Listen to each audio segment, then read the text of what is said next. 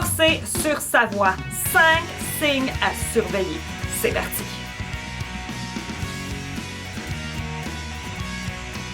Bonjour tout le monde, ici Marie-Laurence Dubé, professeure de chant, coach vocal et fondatrice de l'école de chant La Voix chantée. Bienvenue dans une toute nouvelle capsule des super athlètes de la voix.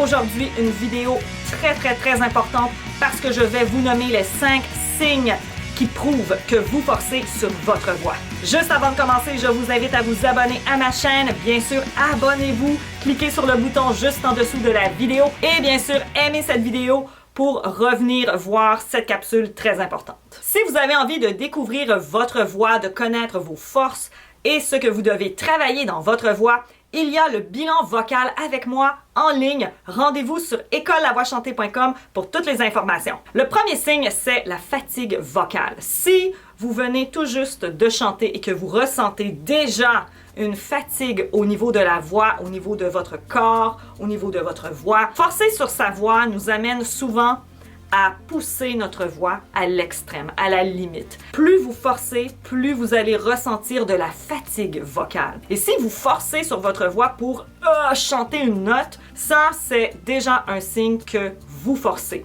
Quand on est débutant, on n'a pas toujours acquis les bases fondamentales de la technique vocale.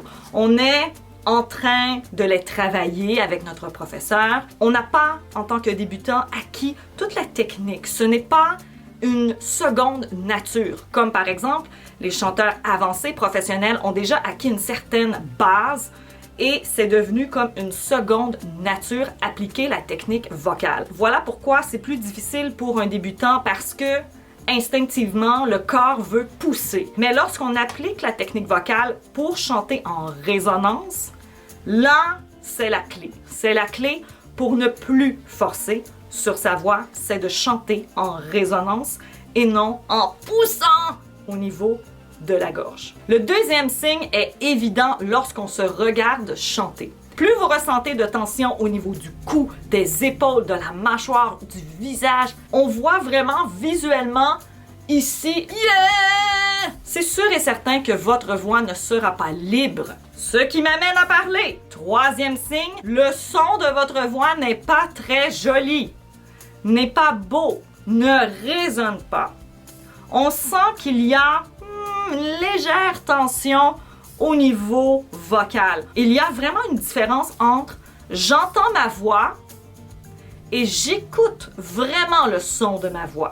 Est-ce que ma voix résonne ou j'ai l'impression de crier? On a l'impression qu'il faut pousser de plus en plus fort, crier de plus en plus fort pour se faire entendre.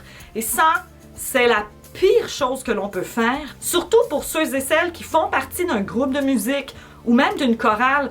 Parfois, on ne s'entend pas chanter et on chante de plus en plus fort pour enterrer les autres voix ou pour enterrer les instruments. Et là, c'est dangereux parce que si on continue à toujours faire la même chose encore et encore et encore, là, les problèmes vocaux peuvent survenir. Donc, comme je l'ai dit dans l'autre capsule que j'ai fait récemment, achetez une oreillette. Ça peut grandement vous aider. Le quatrième signe, c'est qu'il y a un changement au niveau de la qualité de votre voix. Si vous sentez qu'il y a un changement radical dans votre voix, par exemple, vous chantez,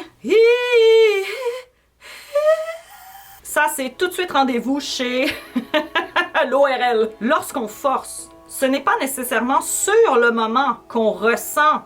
Oui, on va le ressentir avec la fatigue vocale, mais si vous continuez toujours à forcer, avec le temps, ça s'accumule, et là, la voix n'en peut plus. Si il y a de gros changements au niveau de la tonalité, de la qualité de votre voix, si votre voix devient un peu comme ça, et on a toujours l'impression qu'il faut ça, c'est un signe qu'il y a quelque chose qui ne fonctionne pas. Lorsqu'on essaie différentes choses avec sa voix, c'est sûr et certain qu'il y aura un moment où on devra s'ajuster. Mais le problème, c'est super d'essayer des nouvelles techniques. Par contre, si on travaille, par exemple, la technique belting, crier avec de la technique, si on travaille la technique belting, par exemple, ou, ce qui a été mon cas, j'ai essayé la distorsion vocale, Bon, c'était pas un grand succès, mais la distorsion vocale, c'est pas tout le monde qui est capable de faire ça et ça demande énormément de technique. Donc, lorsqu'on essaie différentes techniques, c'est sûr et certain qu'on va faire des choses pas nécessairement correctes au début et c'est là où on force. Si vous essayez de nouvelles techniques, assurez-vous d'avoir un prof qui l'enseigne, qui sait comment vous guider à travers la technique. Parce que si vous travaillez le belting seul ou la distorsion ou les run and riff ou peu importe la technique, il faut avoir quelqu'un pour vous guider parce que sinon vous allez forcer, vous allez pousser. Dernier signe du forçage vocal, vous avez de la difficulté avec la souplesse de votre voix, l'agilité et bien sûr vous avez de la difficulté à chanter librement du grave à l'aigu. Souvent, pourquoi on force? C'est parce qu'on n'a pas travaillé la voix mixte. Parce que normalement, le forçage, il se fait où exactement dans la tessiture? Il se fait lorsqu'on traverse les différentes voix. On n'est pas capable d'aller plus loin.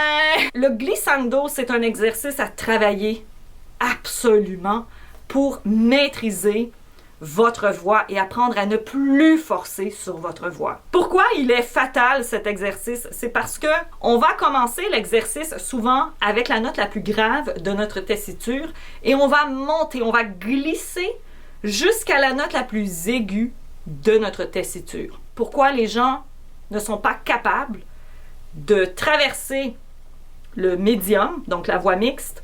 C'est parce que la voix se casse. Donc, on entend une cassure très nette entre voix de poitrine et voix de tête. Registre lourd, registre léger. Souvent, pourquoi on force? C'est parce qu'on n'a pas travaillé la voix mixte. Les deux résonances ensemble. La voix mixte, c'est ce qui va vous sauver, clé numéro 5.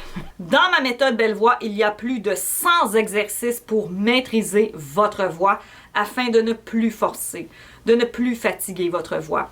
Parce que il y a certains exercices que vous devez travailler pour éviter le forçage vocal. Pour plus de renseignements sur ma méthode Belle Voix, je vous mets le lien juste ici ou bien sûr visitez écolelavoixchantée.com. Prendre soin de votre voix et chanter avec de la technique. C'est très important si vous voulez garder votre voix en santé. Un super conseil que j'ai pour vous, hydratez votre corps, hydratez votre voix avec de l'eau tout au long de la journée. Gardez votre voix en forme, entraînez votre voix, échauffez votre voix, suivez des cours de chant. C'est les meilleurs conseils que je peux vous donner pour éviter de forcer. Travaillez les exercices pour apprendre à bien placer votre voix. J'ai une vidéo parfaite pour vous. Je vous la mets juste ici. Nous, on se revoit très bientôt pour la prochaine capsule des super athlètes de la voix. Merci beaucoup d'avoir été avec moi et bonne année à tous les super athlètes à travers le monde. Bye bye!